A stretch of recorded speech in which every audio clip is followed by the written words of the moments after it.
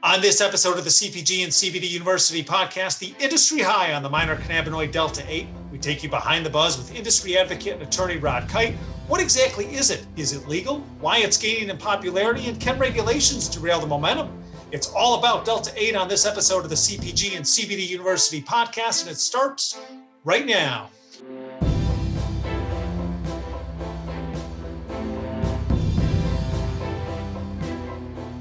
I'm Joe Augustinelli, host of the CPG and CBD University podcast. If you are a returning listener, welcome back to our podcast. If you are a new listener, we are glad you found us on your podcast platform of choice. Don't forget full video episodes on the Global Widget YouTube channel. And no matter where you get your podcast, hit that subscribe button to get notifications when new episodes are released. And it's one of the hottest topics in our industry right now. This episode, we are talking all about Delta-8 THC, a minor cannabinoid of the cannabis plant. And joining me for this episode via Zoom, as always, is industry advocate and attorney Rod Kight. Rod, welcome back to the podcast, and for the first time on the New Look podcast. Yeah, that's right. The CPG and CBD University Look. I like it a lot. It's good to be back. It's always nice to talk with you. So thanks for having me. Yeah, no, anytime. We enjoy having you here on the podcast. We look forward to when we can have you back in studio when you're you're back up this way. So. Let's get right to it. So many questions about Delta-8, but let's start with a basic one. What are we talking about when we say Delta-8 THC for those who may not be familiar? Yeah, sure. You mentioned that it's a minor cannabinoid. A cannabinoid is a compound that's produced by the cannabis plant, both by marijuana and hemp, CBD being one that a lot of people, probably most of the people watching this, are familiar with. Delta-8 THC is a minor cannabinoid that's definitely having a major impact on the industry and the law right now. There are lots of cannabinoids, well over 100, and THC is the one, in addition to CBD, that's probably the most notable. It's been around, people have known about it for decades and decades. Delta-8 THC is a particular form of THC. There are at least 30 isomers, which are similar chemical compounds of THC. Delta-9 is the one that is the most notable and the most famous. It's often abbreviated as THC, but it's actually Delta-9 THC. It's also the one that's spelled out specifically in the Farm Bill and limited in the concentrations that are lawful in a hemp plant, which is what gives rise to the legal issues that we're going to talk about today with Delta-8 THC. And what type of products are we talking about when we talk about Delta-8? Yeah, sure. So Delta-8 THC products are very similar to the type of products and array of products that you see with CBD. You know, there are vaping products, there are gummies and other edible products, there are tinctures, and I have not personally seen a topical, but it wouldn't surprise me if we start to see topicals, and just the range of ways that people consume cannabinoids in general. We see those and are going to see more of that with Delta-8. If you hear some background noise, I just want to mention we could hear some of the wildlife down there in Mexico in the background. So that's right. We have the birds fun. chirping in the back. Yeah. So what about the legality of Delta-8? Much like CBD, there's no federal regulation outside the 2018 Farm Bill. So it's basically all up to the states right now? Yeah. So we start with the Farm Bill, the federal Farm Bill. Congress said that hemp is legal, and specifically we have the cannabis plant, which is that cannabis is a botanical term, and under the legal framework we have marijuana and we have hemp, and hemp is cannabis with no more than 0.3% Delta-9 THC, and it defines hemp pretty broadly. It said it's the plant cannabis sativa with no more than 0.3% Delta-9 THC, but also includes its cannabinoids, its extracts, its derivatives, its isomers, and so on and so forth. And so when we look at it at a federal level, it's absolutely clear that Delta-8 THC that's derived from hemp is perfectly legal, meaning it's not a controlled substance. Now, the FDA, which regulates products that we as humans and as animals ingest, has not stepped in to regulate Delta-8. It's a fairly new product to the market. It hasn't even regulated CBD. It's had some frequently asked questions and some warning letters about people making medical claims, but the FDA hasn't created regulations about CBD, and it definitely hasn't gotten to Delta-8 yet. And is the lack of federal legislation leading the popularity of Delta-8 in the marketplace, or is this another byproduct of cannabis that consumers are flocking to? I think both. I think what happens is federal law says, well, hemp's removed from the Controlled Substances Act, and therefore it is at a federal level. It's lawful. It's not a controlled substance. And in the meantime, there is a major demand for hemp-based products by the population, and a growing demand as the population becomes more educated about them. People begin to experience them and the effects they can have, positive, in terms of pain and anxiety relief and just general well-being. And I don't sell or make a product, so I can talk about the relief it's given to me. But generally speaking, the population likes it, and Delta-8 just happens to be the particular cannabinoid that's of great interest right now. We're going to continue to see more roll out over the years. And talk about the pushback from dispensaries against retailers carrying Delta-8 products. Yeah, so we do have some pushback from traditional marijuana dispensaries, and the way it breaks down is essentially Delta-8 products you can feel. I've heard a friend of mine said that Delta-8 is CBD that you can really feel, and so a lot of marijuana dispensaries, are subject to very strict regulations and guidelines, whether they're in California or Nevada or New York or Florida, as to the marijuana THC products that they can sell. And then now we have Delta-8 THC from hemp that's available throughout the country, at least in most states, and you can order it online. And suddenly they're seeing a similar product and having a lot of competition, and I think it's driving down their sales.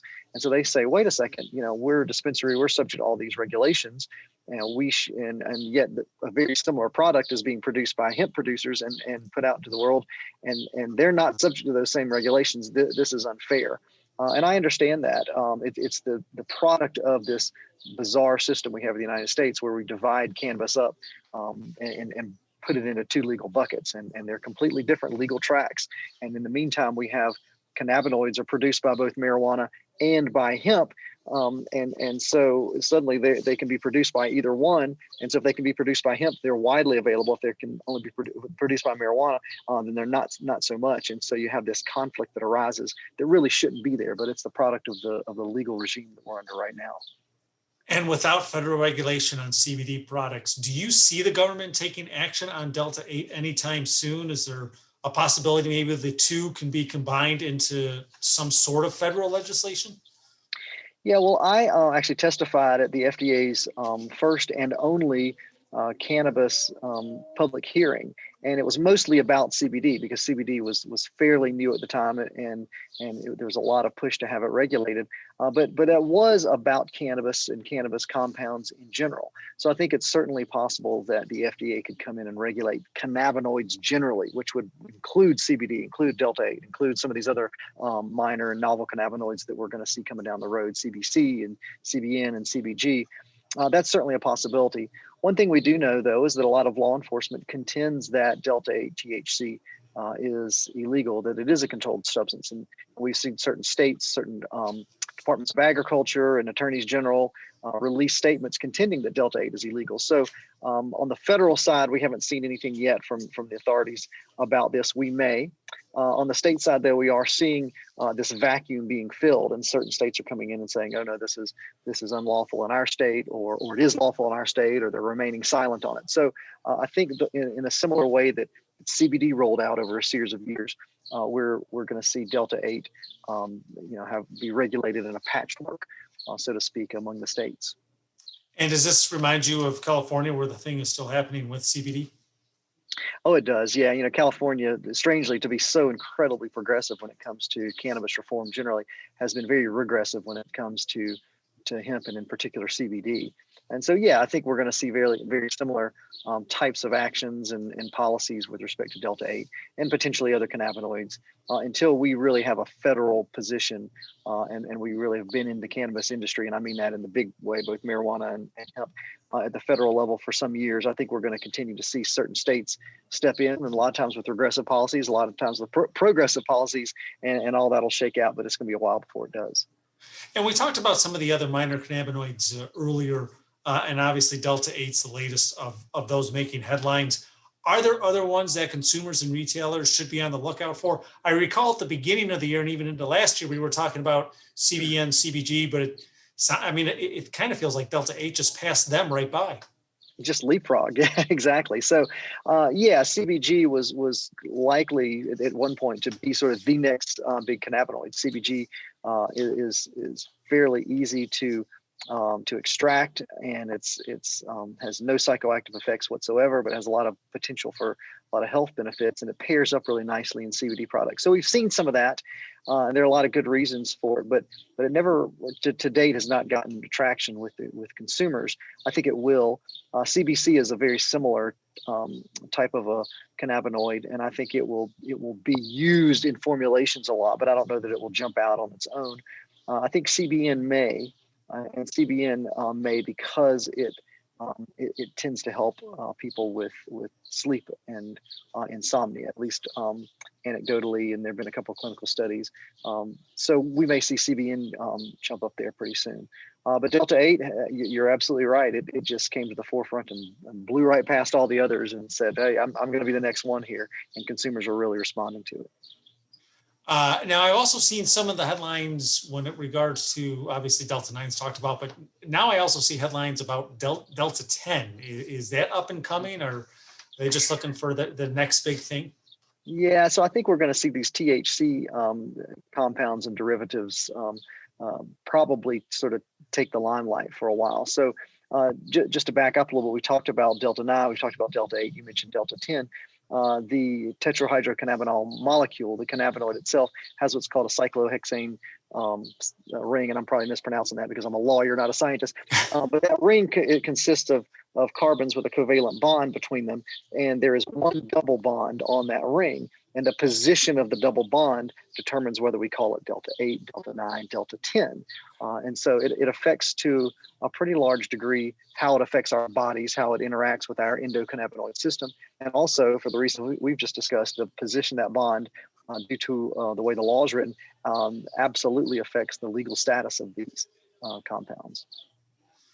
Well, Rod, thank you again for joining me on this episode of the CPG and CBD University podcast. Always great to have you on, and sometime we're going to have to get together here in the studio and have you back up here to visit. I'd love that. Absolutely. Thanks for having me. Industry advocate and attorney Rod Kight, my guest on this episode of the CPG and CBD University podcast. And for more great information on all of Rod's articles and blogs, visit his website at cannabusiness.law. That's CANNABUSINESS.law. We'll have a link to that in the podcast description of this episode. And thank you for tuning into this episode of the CPG and CBD University podcast. If you have not yet done so, I invite you to subscribe to our podcast wherever you get your podcasts and catch full video episodes on the Global Widget YouTube channel. I'm Joe Augustinelli, host of the CPG and CBD University podcast. Thanks for tuning in. These statements have not been evaluated by the Food and Drug Administration. CBD products are not intended to treat, cure, or prevent any disease or condition. Always consult your personal physician about CBD and using CBD products. CBD should never be used by anyone under the age of 18. This podcast is not intended to provide legal advice regarding the legal status of CBD and CBD products.